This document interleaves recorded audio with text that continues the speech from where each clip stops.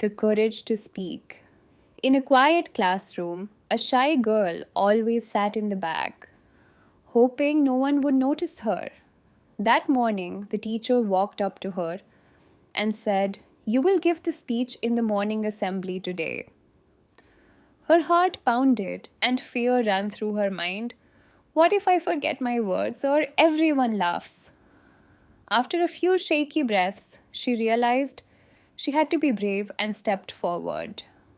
She closed her eyes, took a deep breath, and began speaking slowly.